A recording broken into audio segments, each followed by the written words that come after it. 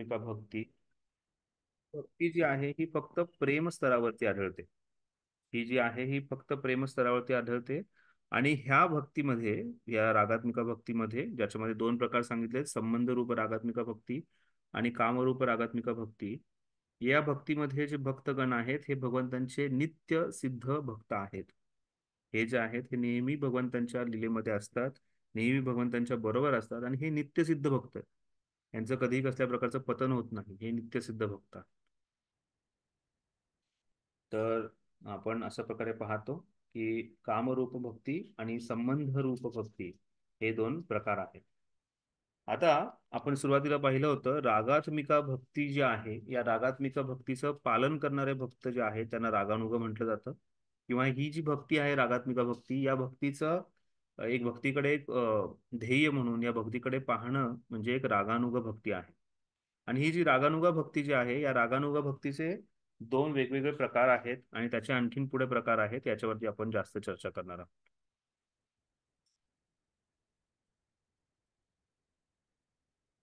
तर ह्या आपण पाहतो, आपण वाचूयात. वृष्णीवंशीय आणि ब्रजवासी यांच्यासारखा नित्यसिद्ध भगवत भक्तांच्या चरणचिन्हांचे अनुसरण करणाऱ्या व्यक्तींना रागानुग भक्त असे म्हणतात. तर असे जे रागात्मिका भक्त आहेत किंवा रागात्मिका भक्ती आहे, यांचं अनुगमन करणारे, यांचं अनुसरण करणारे जे भक्त आहेत, अनुकरण नाही, अनुगमन आणि अनुसरण करणारे जे भक्त आहेत त्यांना रागानुगा भक्त म्हणतात, किंवा त्या भक्तीला रागानुगा भक्ती असं म्हटलं जातं. हे लक्षात घेणं गरजेचं आहे.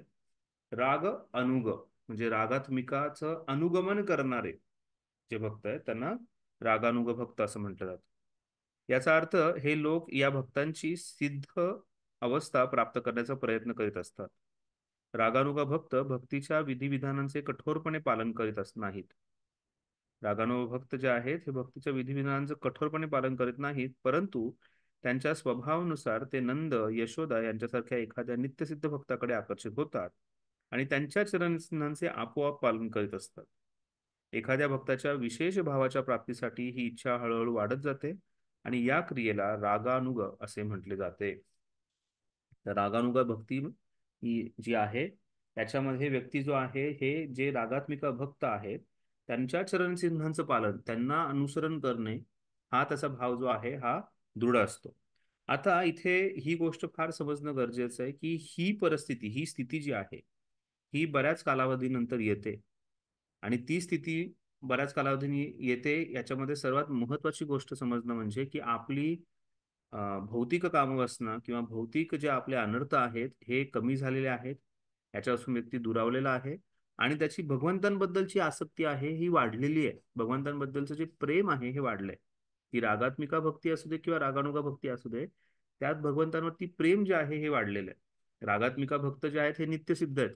त्यांचं जे प्रेम आहे हे त्यांचा स्तर जो आहे तो फक्त प्रेम स्तरावरती, जे कृष्ण प्रेम आपलं जे ध्येय आहे, त्या ध्येयाच्या स्तरावरती ते कधीच पोहोचले आहेत आणि ते नित्यसिद्ध आहेत. अशा नित्यसिद्ध भक्तांचं जो पालन करतो तो म्हणजे रागानुग आहे. आणि अशा नित्यसिद्ध भक्तांचं पालन करत असताना बऱ्याच वेळा तो जे विधिविधानं आहेत, जी साधना आहे किंवा जे नियम आहेत, जी विधिविधान आहेत, जे वैधी साधना भक्तीमध्ये येतात, त्याच्याकडे त्यातून काटेकोरपणे त्याच्याकडून ते पालन होत नसेल, पण तो त्या स्तरावरती पोहोचलाय की तो फक्त त्याच्या रागात्मिका भक्तांकडे पाहतो, त्यांचं अनुगमन करतो, आणि त्याचं जे आहे हे भगवंतांबद्दलचे जे प्रेम आहे हे वाढत राहतं. तर त्यासाठी ह्या स्थितीमध्ये पोहोचण्यासाठी आपल्याला आधी सर्वात महत्वाची गोष्ट म्हणजे वैधी साधना भक्तीमध्ये पूर्णत्व प्राप्त करणं गरजेचं आहे. वैधी साधना भक्तीमध्ये आपल्याला व्यवस्थितपणे पारंगत झाल्यानंतर आपण रागानुगा भक्तीमध्ये जातो. आणि ही रागानुगा भक्ती जी आहे ही रागात्मिका भक्तांकडे पाहून केली जाते.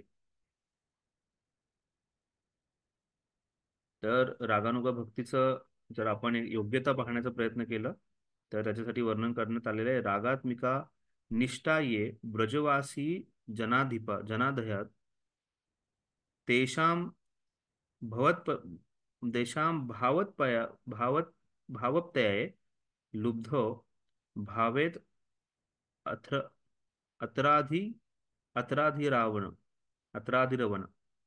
याच्यामध्ये सांगितलंय की ब्रजवासी जे आहेत हे रागात्मिका भक्तीमध्ये पूर्णपणे स्थित आहेत. जो व्यक्ती, ज्याला लोभ आहे की हा भाव प्राप्त करण्याचा, जसं तो ब्रजवासींकडे आहे, तो यांचं पालन करतो, ज्याला रागानुगा भक्ती असं म्हटलं जातं.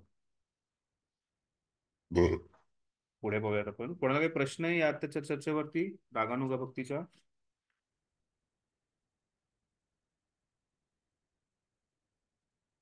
ठीक आहे, पुढे बघूयात आपण.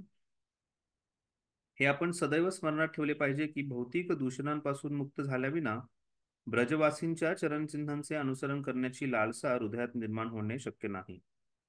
भक्तीच्या विकास प्रक्रियेत अनर्थ निवृत्ती हा एक स्तर येतो. सर्व प्रकारच्या भौतिक प्रदूषणांपासून मुक्ती म्हणजे अनर्थ निवृत्ती होय. महत्वाची गोष्ट आहे, भौतिक दूषणांपासून मुक्त झाल्याविना ब्रजवासींच्या चरणचिन्हांचे अनुसरण करण्याची लालसा हृदयात निर्माण होणे शक्य नाही. त्यामुळेच वैधी साधना भक्ती व्यवस्थितपणे पालन केली तर आपल्या हृदयातले कल्मश जे आहेत, जे दूषितपणा आहे तो मुक्त होतो. आणि त्यानंतर व्यक्ती ह्या रागानुगा भक्तीपर्यंत किंवा ह्या ब्रजवासींच्या चरणचिन्हांचे पालन करण्यासाठी योग्य ठरतो. सर्व प्रकारच्या भौतिक प्रदूषणातून मुक्ती करणे म्हणजे अनर्थ निवृत्ती होय. काही लोक अशा प्रकारच्या भावप्रेमाची नक्कल करताना आढळतात, परंतु वस्तुतः ते अनर्थापासून अथवा वाईट सवयींपासून मुक्त झाले नसतात. असे दिसून येते की एखादा तथाकथित भक्त स्वतः नंद यशोदा किंवा गोपींच्या अनुयायी म्हणून घोषित करतो आणि त्याच वेळी त्याच्यामध्ये भौतिक कामजीवनाकरता असलेले निंदनीय आकर्षणही प्रदर्शित होत असते. दिव्य प्रेमाचे असे प्राकट्य म्हणजे केवळ नक्कल होय व ती पूर्णपणे अर्थशून्य असते. ज्यावेळी एखादा मनुष्य खऱ्या अर्थाने स्वाभाविकपणे गोपींच्या प्रेमाकडे आकर्षित होतो, त्यावेळी त्याच्या चारित्र्यामध्ये भौतिक प्रदूषणाचा गंधही आढळत नाही. त्यामुळे असे बरेचसे अपसंप्रदाय निर्माण झाले, त्याच्यामध्ये गोपी किंवा गोपबालक किंवा यशोदानंद यांच्यासारखं काहीतरी अनुगमन करण्याचा प्रयत्न केला, पण दुर्भाग्याने त्यांच्या हृदयातले अनर्थ निवृत्ती झाली नव्हती आणि त्यामुळे त्यांच्याकडून भविष्यात जाऊन भरपूर चुका झालेल्या आहेत. आणि त्यामुळेच एक प्रामाणिक संप्रदायामध्ये आपल्याला ज्या विधिविधानांचं नियमांचं पालन करायला सांगितलंय ते करत आपण पुढे जायचं. म्हणजे शिलप्रभुपादांसारखे एवढे मोठे शुद्ध भक्त असताना सुद्धा त्यांनी कधी त्यांची स्थिती काय ते सांगितली नाही, किंवा त्यांनी कधीही हा प्रकार केला नाही की ते भगवंतांच्या लीलेमध्ये आहेत किंवा भगवंतांच्या असं कसेच म्हणजे त्यांना भगवंतांची लीला पाहू शकतात हे कधीच त्यांनी दाखवलं नाही. त्यांनी नित्य विधिविधानांचं पालन केलं आणि त्यांना गरज नसताना सुद्धा विधिविधानांचं पालन करत त्यांनी आपल्यासमोर एक उत्कृष्ट उदाहरण ठेवलंय. त्यामुळे असे नित्यसिद्ध भक्त जे आहेत ते सुद्धा जर आपल्यासमोर असं उत्कृष्ट उदाहरण ठेवू शकत असतील तर आपल्याला अपरिपक्व स्थितीमध्ये काहीतरी यांत्रिक कृत्रिम स्थितीमध्ये जाऊन कसल्याही प्रकारचं खोटेपणा स्वीकारायचा नाहीये. आपल्याला व्यवस्थितपणे आपल्या हृदयाची अनर्थ निवृत्ती करायची. जेव्हा अनर्थ निवृत्ती होईल त्यावेळेस भगवंतांप्रतीची आसक्ती निष्ठा वाढेल आणि ही निष्ठा वाढल्यानंतर हळूहळू आपलं भगवंतांप्रतीचं प्रेमही वाढेल आणि त्यानंतर आपल्याला ती प्रेरणा मिळेल की कशा प्रकारे आपण ह्या ब्रजवासी किंवा ह्या महान भक्तांचा चरणचिन्हांचं अनुगमन करायचंय आणि त्यानंतर आपण त्या रागानुगा स्थितीमध्ये पोहोचू आणि त्यानंतर आपल्याला भगवंतांबद्दलची जी भावभक्ती ती आहे ती हळूहळू प्राप्त होईल. म्हणून प्रारंभी सर्वांनी शास्त्र आणि आध्यात्मिक गुरु यांच्या मार्गदर्शनाच्या खाली कठोरपणे नियमांचं पालन करावे. भौतिक प्रदूषणापासून पूर्णपणे मुक्त झालेल्या अवस्थेनंतरच एखादी व्यक्ती वास्तविकपणे वृंदावनातील भक्तांच्या चरणचिन्हांचे अनुसरण करू शकते. या संबंधात श्री रूप गोस्वामी म्हणतात, ज्यावेळी आपण भौतिक प्रदूषणांपासून खऱ्या अर्थाने मुक्त होतो त्यावेळी आपण वृंदावनातील एका नित्यसिद्ध भक्ताचे स्मरण करू शकतो आणि त्याच्याप्रमाणे विशिष्ट प्रकारे भगवान श्रीकृष्णांवर प्रेम करू शकतो. अशा प्रकारची गुणवत्ता विकसित केल्यानंतर आपण मानसिक रूपाने देखील सदैव वृंदावनवास करू शकतो. याचे तात्पर्य असे की मनुष्याने शक्य असल्यास व्यक्तिशः ब्रजभूमी वृंदावनात जाऊन निवास करावा आणि त्या ठिकाणी ब्रजधामातील भक्तांच्या चरणचिन्हांचे अनुसरण करीत भगवंतांच्या सेवेत सदैव मग्न व्हावे. आपल्याला जर वृंदावन वास करणे शक्य नसेल तर मात्र कोणत्याही स्थितीत राहून आपण त्या विधीविषयी ध्यान करू शकतो. आपले निवासाचे स्थान कोणतेही असले तरी आपण सतत ब्रजधामातील जीवन व भगवत सेवेमध्ये कोणत्या ना कोणत्या तरी विशिष्ट भक्तांच्या चरणसिंहांचे अनुसरण करण्याचे चिंतन करीत राहिले पाहिजे. अशा प्रकारे हृदयातून अनर्थ निवृत्ती झाल्यानंतर व्यक्तीने अशा प्रकारे स्मरण जे आहे हे करू शकतो. हे स्मरण वाढवण्यासाठी तो वृंदावनात जाऊन राहू शकतो. जो वृंदावनात राहू शकत नसेल तर ज्या ठिकाणी आहे त्या ठिकाणी तो स्मरण करू शकतो. परमपूज्य राधानाथ स्वामी महाराजांबद्दल मी एकदा ऐकलं होतं की महाराज जेव्हा रोज रात्री झोपायला जातात, महाराजांच्या रूम मध्ये जर जाण्याची संधी मिळाली असेल तर तुम्ही पाहिलं असेल की रूम मध्ये महाराजांचा असा एक राधाकुंडचा फोटो आहे, श्यामकुंडचा फोटो आहे, गोवर्धनचा फोटो आहे. त्यानंतर बाकीचे जे प्रमुख आपले जे विग्रह आहेत त्या विग्रहांचे फोटो आहेत. त्यानंतर वृंदावनातील बऱ्याच काही परिक्रमा मार्गाचं आणि परिक्रमांचे फोटो आहेत. आणि महाराज रोज रात्री झोपताना त्या फोटोंकडे पाहून त्यांचं स्मरण करत, वृंदावनातल्या त्या लीलास्थलींचं स्मरण करत रोज महाराज झोपतात. तर अशा प्रकारे आपणही अशा लीलास्थलींचं स्मरण करत आपण झोपू शकतो. पण त्यासाठी आपल्याला त्याच्या आधी आपल्याला स्वतःला एक व्यवस्थित स्तरावरती घेऊन जाणंही तेवढंच गरजेचं आहे. ज्या भक्ताने कृष्ण भावनेत खरोखर प्रगती केली आहे आणि जो भक्तिमय सेवेत सतत रत असतो, त्याने स्वतःला पूर्णत्वाप्राप्ती झाली असली तरीही आपली प्रगती लोकांसमोर प्रकट करू नये.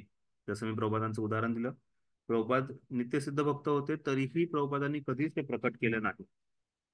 यामागची कल्पना अशी की प्रगत भक्ताने भौतिक शरीर अस्तित्वात असेपर्यंत नवोदित भक्ताप्रमाणेच वागले पाहिजे. अधिक शुद्ध भक्ताने देखील साधना भक्तीच्या नियमांचे पालन केलेच पाहिजे. तथापि ज्यावेळी त्याला भगवंतांविषयीच्या आपल्या खऱ्या संबंधाचे ज्ञान होते, त्यावेळी तो साधना भक्तीची सेवा तशीच कार्यरत ठेवून भगवंतांच्या एका विशिष्ट पार्षदाच्या मार्गदर्शनाखाली आपल्या अंतरात भगवंतांचे सतत चिंतन करू शकतो. अशा प्रकारे त्या पार्षदाच्या अनुगमन करीत असताना तो आपल्या दिव्य भावनांचा विकास करू शकतो.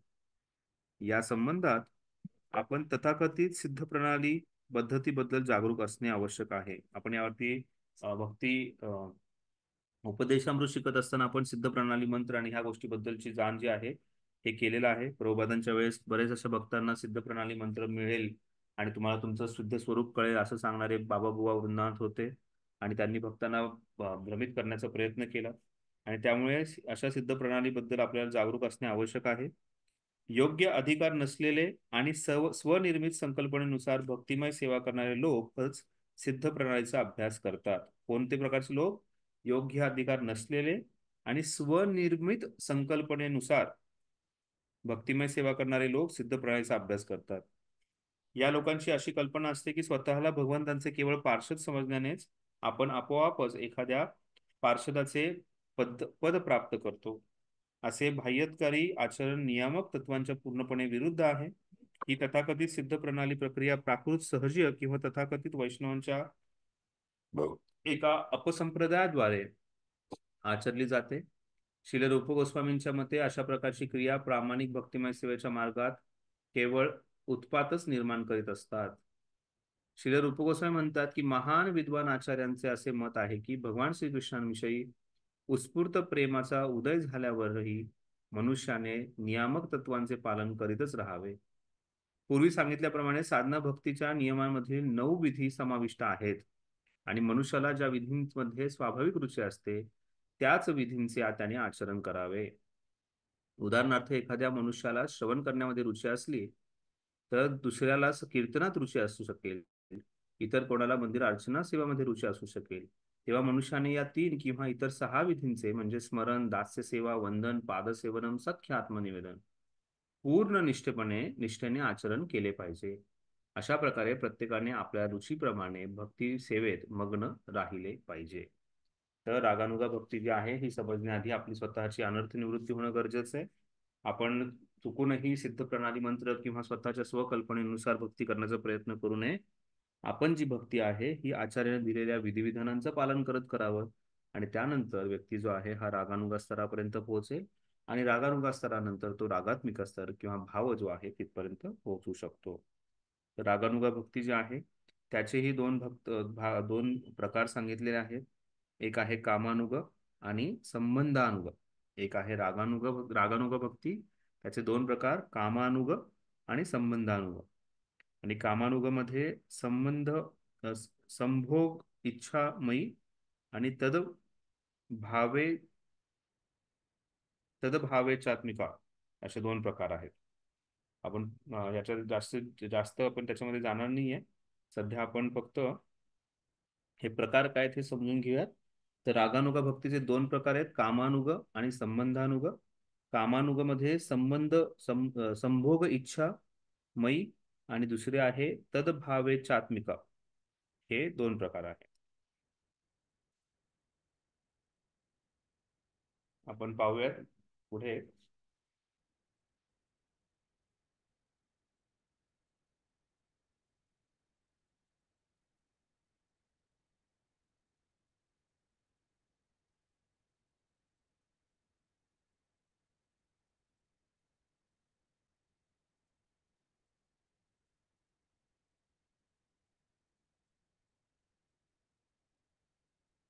ठीक आहे. माधुर्य रती.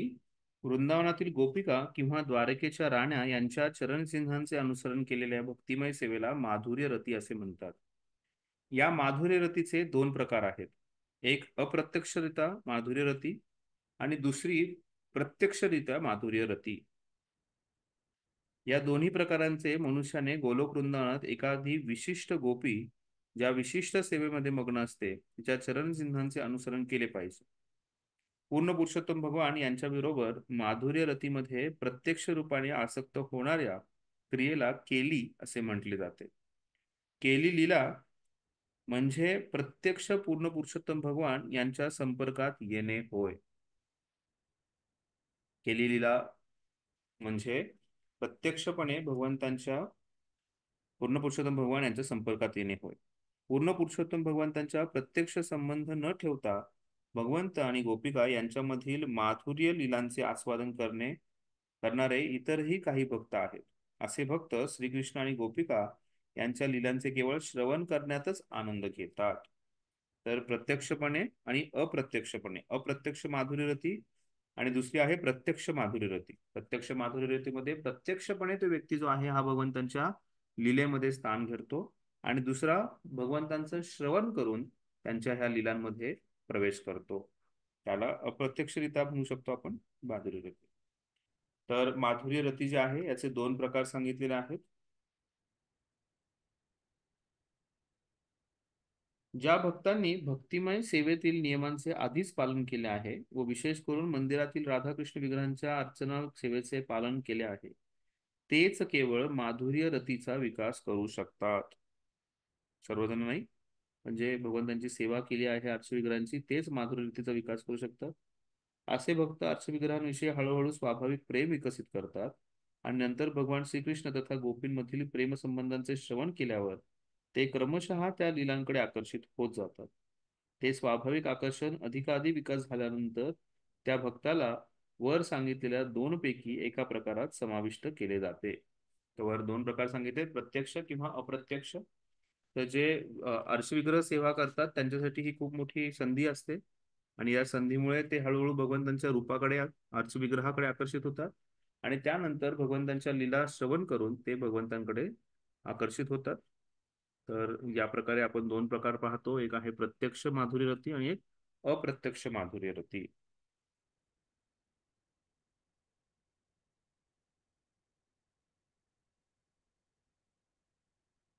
श्रीकृष्णांविषयीच्या माधुर्य प्रेमाचा उदय हा केवळ स्त्रियांमध्येच होतो असे नव्हे.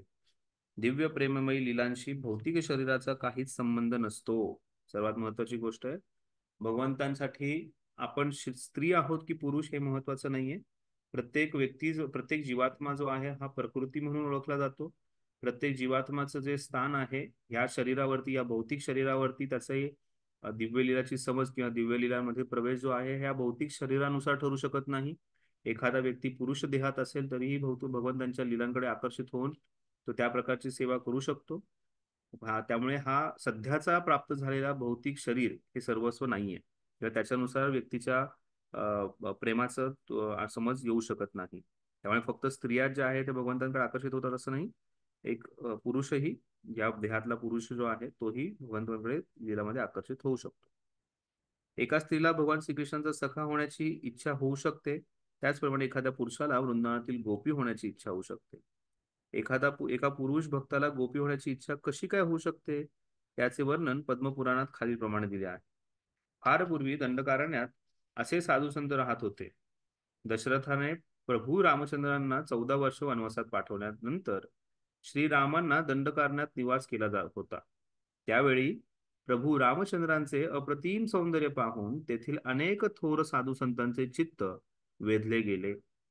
आणि त्यांच्या मनात अशी इच्छा झाली की आपण स्त्री रूपात जाऊन प्रभूंना आलिंगन द्यावे. पुढे हेच ऋषीगण गोकुळ वृंदावनात प्रकट झाले, ज्यावेळी भगवान श्रीकृष्ण वृंदावनात अवतरित झाले. त्यावेळी त्या ऋषीमुनींनी गोपी किंवा श्रीकृष्णांच्या सख्यांच्या रूपात जन्म घेतला. अशा प्रकारे त्यांना आध्यात्मिक जीवनाचे पूर्णत्व प्राप्त झाले. तर रामलीलेमध्ये ज्यांनी चिंतन केलं होतं भगवंतांना आलिंगन करायचं, त्यांची इच्छा जी आहे ही पुढच्या भगवंतांच्या लीलेमध्ये, कृष्ण लीलेमध्ये वृंदावनात गोपी किंवा कृष्णाचे मित्र म्हणून त्यांचा जन्म झाला. तर त्यामुळे भौतिक शरीर जे आहे हे सर्वस्व नाहीये. त्यानुसार व्यक्ती जो आहे हे ठरवू शकत नाही की ह्या भौतिक शरीरानुसार त्याचा आकर्षण भगवंतांबद्दलचे हे ठरू शकत नाही. दंडकारण्यातील ऋषींच्या कथेचे अधिक स्पष्टीकरण याप्रमाणे देता येईल. ज्यावेळी प्रभू रामचंद्र दंडकारण्यात निवास करीत होते, त्यावेळी भक्तिमय सेवा करणारे तेथील ऋषीमुनी त्यांच्या सौंदर्यावर मुग्ध झाले. त्यांच्या मनात त्वरित वृंदावनातील गोपींचा विचार आला, कारण त्या गोपी भगवान श्रीकृष्णांसमवेत माधुर्य रसाचे आस्वादन करत असत. या ठिकाणी हे स्पष्ट झाले आहे की दंडकारण्यातील ऋषींना गोपींसारखे माधुर्य प्रेमाचे आस्वादन करायचे होते. पण त्यांना हे पूर्णपणे ज्ञात होते की श्रीकृष्ण आणि प्रभू रामचंद्र हे एकच भगवान आहेत. त्यांना माहीत होते की प्रभू रामचंद्र एक आदर्श राजा आहे आणि त्यांना एक पत्नी व्रत घेतले आहे. तथा भगवान श्रीकृष्ण हे पूर्ण पुरुषोत्तम भगवंत असल्यामुळे ते वृंदावनातल्या आपल्या सर्वांच्या इच्छा पूर्ण करण्यास समर्थ होते. भगवान श्रीकृष्णांचे रूप हे प्रभू रामचंद्रांच्या रूपाहून अधिक आकर्षक आहे, हेही मुनींना माहीत होते. म्हणून त्यांनी अशी प्रार्थना केली की पुढच्या जन्मात आपण गोपी होऊन श्रीकृष्णांचा संग घेऊ. यावर प्रभू रामचंद्रांनी मौन धारण केले आणि या मौनाद्वारे त्यांनी ऋषीमुनींच्या प्रार्थनेला संमती दिली. मौनम संमती लक्षणम. अशा प्रकारे या मुनींना प्रभू रामचंद्रांचे असे वरदान दिले, तुम्ही भावी जन्मात भगवान श्रीकृष्णांच्या संपर्कात येऊ शकाल. या आशीर्वादाचे फळ म्हणून त्या सर्वांनी आपल्या पुनर्जन्मातील इच्छेप्रमाणे गोकुळातील गोपींच्या उदरी स्त्रियांचे रूपाने जन्म घेतला आणि त्यानंतर ते गोकुळ वृंदावनात उपस्थित असणाऱ्या भगवान श्रीकृष्णाच्या संपर्कात येण्याचा आनंद घेऊ शकले. अशा प्रकारे भगवान श्रीकृष्णांसमवेत माधुर्य प्रेमाच्या विनिमयाचे दिव्य भावना उदित करून त्यांनी आपले मानव जीवन सार्थक करून घेतले. माधुर्य रतीचे दोन प्रकार आहेत: पती पत्नीच्या स्वकीय आणि प्रियकर तथा प्रियमतम यांच्यातील परकीय प्रेम. एक स्वकीय रस आहे आणि एक परकीय रस आहे. तर माधुर्य रतीचे दोन प्रकार आहेत: स्वकीय रस आणि परकीय रस. जो भक्त भगवान श्रीकृष्णांच्या पत्नीच्या प्रेमाने संबंध ठेवून माधुर्य रतीचा विकास करतो, त्याला द्वारकेचे प्राप्त होते, ज्या ठिकाणी तो भगवान श्रीकृष्णांच्या राणीचे पद प्राप्त करू शकतो. जो प्रियतमेच्या रूपाने भगवान श्रीकृष्णांच्या माधुर्य रतीचा विकास करतो, तो गोलोक वृंदावनाची प्राप्ती करतो. त्या ठिकाणी त्याला गोपीचा सहवास मिळतो आणि तो श्रीकृष्णा समवेत प्रेममयी लीलांचे आस्वादन करू शकतो. एक गोष्ट मात्र आपण ध्यानात ठेवली पाहिजे की गोपी किंवा राणींच्या रूपातील कृष्ण प्रेम केवळ स्त्रियांपुरतेच मर्यादित नसते. दंडकारण्यातील ऋषींच्या उदाहरणावरून पुरुष देखील अशा प्रेमभावना विकसित करू शकतात. जर एखाद्याने केवळ माधुर्य रतीची इच्छा केली तर परंतु गोपींच्या चरणचिन्हांचे अनुसरण केले नाही, तर त्याला द्वारकेमध्ये भगवान श्रीकृष्णाचा सहवास प्राप्त होतो. महाकूर्म पुराणात असे म्हटले आहे की अग्नीचे पुत्र असलेल्या महान ऋषींना भगवान श्रीकृष्णांविषयी माधुर्यरती विकास करण्याची इच्छा होती आणि त्यासाठी त्यांनी कठोर नियमांचे पालन केले होते. परिणामतः पुढील जन्मात त्यांना सर्व सृष्टीचे उगमस्थान असणाऱ्या वासुदेव भगवान श्रीकृष्णांचा संग लाभला आणि त्या सर्वांना ते पतिरूपात प्राप्त झाले. तर ही जी आहे, आता आपण जी माधुरी रतीची ज्याची चर्चा केली, त्याला आपण म्हणू शकतो ही कामानुग भक्ती आहे. आपण पाहिलं होतं की रागानुग भक्तीचे दोन प्रकार आहेत. एक आहे कामानुग भक्ती आणि दुसरी आहे ती म्हणजे संबंधानुग भक्ती. तर कामानुग भक्ती जी आहे याचं उदाहरण आपण पाहिलं की कशा प्रकारे एक स्वकीय रस आहे आणि एक परकीय रस आहे. स्वकीय रस जो आहे त्याच्यामध्ये ज्या द्वारकेतल्या राण्या आहेत त्यांचं वर्णन करण्यात आलं आणि जो परकीय रस आहे ज्याच्यामध्ये ज्या गोपी आहेत ज्यांनी भगवंतांशी एक प्रेममय संबंध ठेवला होता, प्रियकर आणि प्रियतमासारखा, तो प्रियकराचा प्रियतमाचा जो रस आहे त्याला परकीय रस असं म्हणून सांगण्यात आलेला आहे. तर आपण पाहतो ही कामानुग भक्ती आहे, ज्याला माधुर्य रती असंही म्हणून ओळखलं जातं. कोणाचा काही प्रश्न आहे ह्या माधुर्य रती या टॉपिकवर?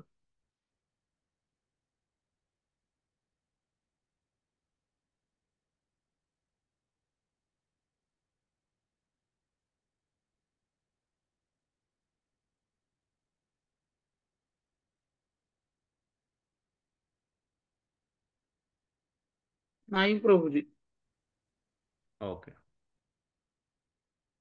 पुढे आपण पाहणार आहोत वात्सल्य आणि सख्य. तर आता आपण पाहिले होते कामानुगभक्ती, दुसरी आहे संबंधानुगभक्ती.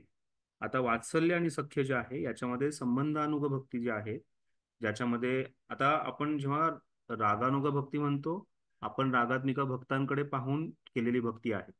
तर त्यामुळे आपण कामानुगभक्ती जी पाहिली ती म्हणजे जे काम रूप रागात्मिका भक्त आहेत त्यांच्याकडून पाहिली त्यांच्या चरणचिन्हांचं पालन करणारे भक्त आहेत.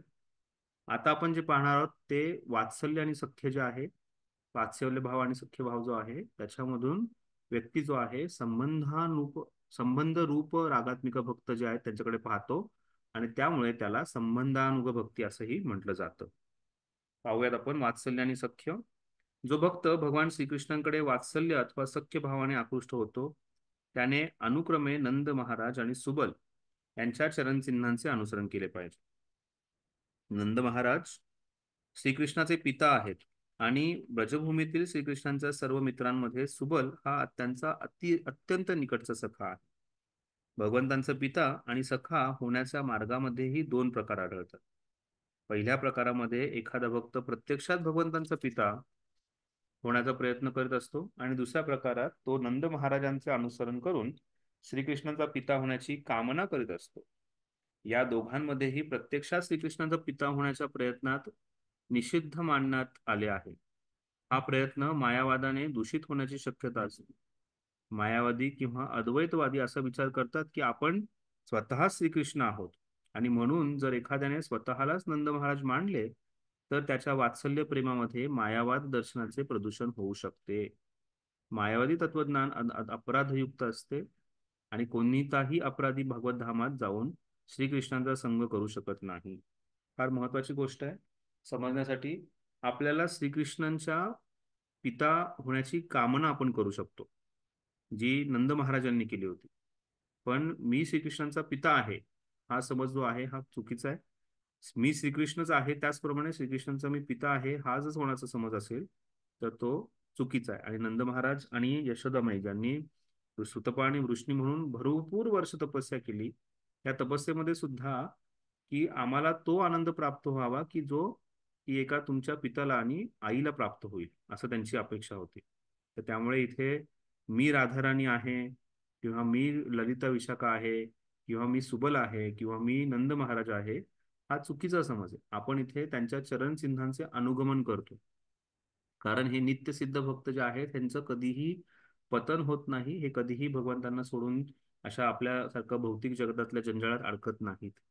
ते जे आहेत ते नित्य सिद्ध आहेत, ते त्यांची नित्य पोझिशन आहे, त्यात कसलाही बदल होत नाही. पण एखादा व्यक्ती जो आहे हा भगवंतांची पिता म्हणून भगवंतांचा पुत्र म्हणून प्राप्तीची कामना करू शकतो, जे ऋषी आणि सुतपांनी कामना केली होती. आणि त्यामुळे या अप्रत्यक्षरित्या भगवंतांना भगवंतांचे पिता म्हणून येणं हा एक उच्चतर स्तर मानलेला आहे.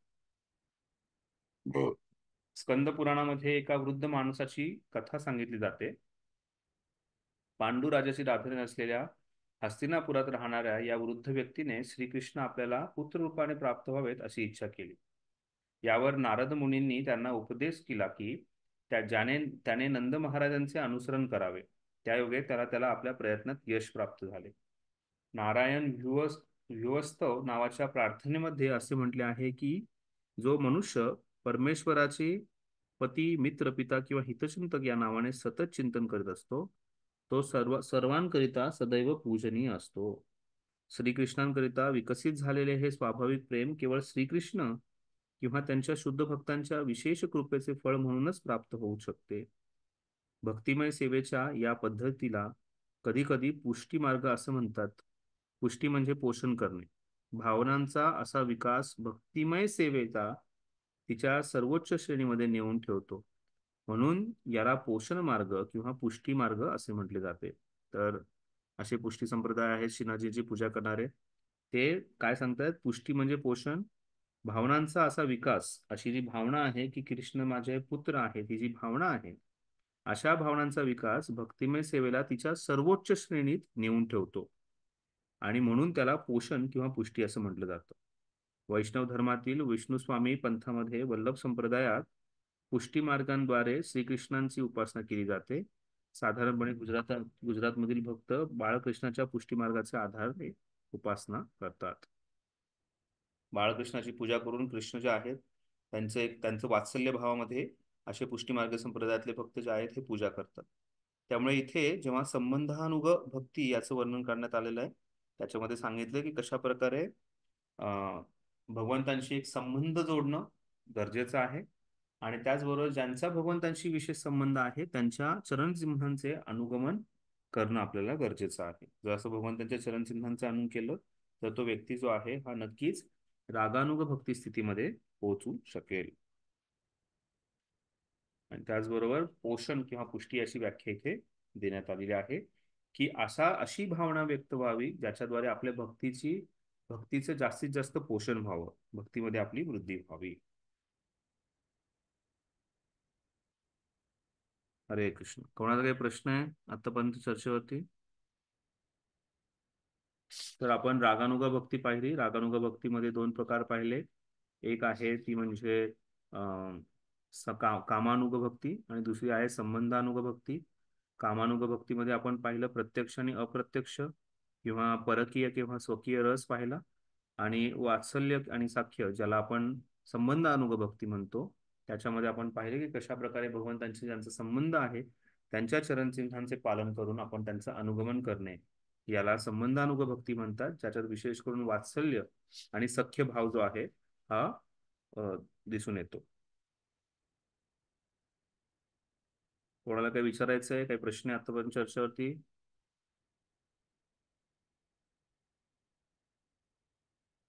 ठीक आहे, आपण इथे विराम देऊयात. आपण उद्या संध्याकाळी भेटतोय. फक्त उद्याचा जो क्लास असेल तो आपण 8:30ला चालू करतोय. 8:30 ते 9:15 आपण उद्या क्लास करतोय. ठीक आहे. काय अडचण? अं, प्रभूजी, हम्म. माधुरी रती पान नंबर 143 वरती ना, हम्म. दोन प्रकार आहेत ना, एक प्रत्यक्ष माधुरी रती आणि अप्रत्यक्ष. बरोबर. आणि हरे कृष्ण. हा बरोबर मॅडम. आणि दुसरे 145 वरती माधुरी रतीचे दोन प्रकार म्हणजे स्वकीय आणि परकीय. मग हे बरोबर. दोन्ही. या दोन्ही गोष्टी थोड्या वेगळ्या आहेत समजण्यासाठी. त्याला आपण समजू शकतो, जो अप्रत्यक्ष माधुरी गती आहे ज्याच्यामध्ये तो प्रत्यक्षपणे भगवंतांच्या सेवेत नाहीये. तो भगवंतांची ही जी लीला आहे त्या लीलेचं श्रवण करून भगवंतांच्या त्या लीलेमध्ये तो उतरण्याचा प्रयत्न, त्याची इच्छा असते. तो अप्रत्यक्षपणे तिथे प्रत्यक्ष नाहीये. पण त्याच्यामध्ये प्रत्यक्ष गती असणारा व्यक्ती जो आहे हा प्रत्यक्षपणे तिथे भगवंतांबरोबर लीला करतोय, ज्याच्यामध्ये भगवंतांच्या गोपिकांचं वर्णन करण्यात आलेलं आहे, जे प्रत्यक्षपणे भगवंतांच्या माधुर्य रसामध्ये तिथे आहेत. पण असे बरेचसे भक्त जे आहेत हे लीलेद्वारे, लीला श्रवणाद्वारे तिथे अप्रत्यक्षपणे तिथे पोहोचतात, ते प्रत्यक्ष तिथे नसतात. आणि नंतर दुसरा जो माधुर्य रतीचा प्रकार सांगितलाय तो स्वकीय आणि परकीय सांगितलाय, ज्याच्यामध्ये स्वकीय जो आहे तो म्हणजे द्वारकेच्या राण्यांचं वर्णन करण्यात आलं, आणि परकीय जो आहे तो गोपींचं वर्णन करण्यात आले वृंदावनात. ठीक आहे. हा, ठीक आहे प्रभू. म्हणजे जर आपण प्रत्यक्ष माधुरी रतीचा जर चर्चा करत असेल तर प्रत्यक्ष माधुरी रतीमध्ये दोघी येतात, गोपी पण येतात आणि राण्या पण येतात. आणि अप्रत्यक्ष माधुरी रतीमध्ये जे श्रवण करून त्या लीलांमध्ये प्रवेश करण्याचा प्रयत्न करतात, त्यांची इच्छा आहे की आपण त्यांच्या चरणचिन्हांचं पालन करायचं. पण त्याचंच आणखी माधुरी रतीचं विश्लेषण करताना स्वकीय आणि परकीय असे दोन वेगळे प्रकार सांगून त्याच्यामध्येही राणी आणि गोपी यांच्यातला जो काही फरक आहे तो सांगण्यात आलेला आहे. मग प्रभूजी, इथं 50 क्रमांकाचा प्रश्न आहे. माधुर्य प्रेमाच्या दोन श्रेणींचे थोडक्यात वर्णन करा. मग हे दोन्हींचं पण करायचं का? माधुर्य प्रेमाच्या दोन स्तरांचं वर्णन तुम्ही स्वकीय आणि परकीय म्हणून केलं तर बरं राहील माझं. हम्म. ठीक. ठीक. ठीक आहे, थँक्यू. अजून कोणाला काही विचारायचं आहे?